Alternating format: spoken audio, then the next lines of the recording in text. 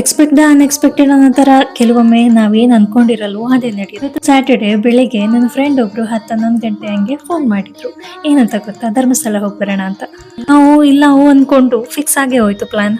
Challenge ಅಂದ್ರೆ ಇದು Shivaratri time ಅಲ್ವಾ, ಸೊ ಪಾದಯಾತ್ರೆಗಳು ಜಾಸ್ತಿ ಇರುತ್ತೆ, ಜನನು ರಶ್ ಇರುತ್ತೆ. ಬೆಳಗ್ಗೆನೆ ಹೋದ್ರೆ ನಾವು ಬೇಗ ಮುಗಿಸ್ಕೋಬಹುದು ಅಂತ ಬೇಗನೆ ಹೊರಟ್ವಿ ಬೆಂಗಳೂರಿಂದ. ಸುಮಾರು ಮಿಡ್ ನೈಟ್ 1:30 ಹಂಗೆ ಹೊರಟಿದ್ದು ಬೆಂಗಳೂರಿಂದ. ನಾವಿಲ್ಲಿ ರೀಚ್ ಆಗಿತ್ತು 6:30 6:45 ಆಸ್ಪಾಸ್ ಆಗಿತ್ತು. ಸಿಕ್ಕಾಬಟ್ಟೆ ಜನ ಅಲೈನ್ ಆಗಿತ್ತು ಆಲ್ರೆಡಿ. ನಾವಿಲ್ಲಿ ನದಿಗೆ ಹೋಗಕ್ ಹೋಗ್ಲಿಲ್ಲ, ಮನೇಲೆ ಫ್ರೆಶ್ ಅಪ್ ಆಗಿ ಹೋಗಿದ್ರಿಂದ ಅಲ್ಲಿ ಸ್ವಲ್ಪ ಮುಖ ತೊಳ್ಕೊಂಡ್ಬಿಟ್ಟು ಇನ್ನ ದರ್ಶನ ಪಡೆಯೋಕೆ ಹೋದ್ವಿ. ಎಂಟರ್ ಆಗಿದ್ದು VIP ದರ್ಶನಕ್ಕೆ. ಇಲ್ಲಿ ಟಿಕೆಟ್ ಬಂದು 200 rupees ಪರ್ ಪರ್ಸನ್. ಆನ್ಲೈನ್ ಅಲ್ಲಿ ಪೇ ಮಾಡಿ ಪೇಮೆಂಟ್ ಕನ್ಫರ್ಮ್ ಆಗ್ದಲೆ ಟಿಕೆಟ್ ಪರತಾಡಿದಾಯ್ತು ಸ್ವಲ್ಪ ಹೊತ್ತು.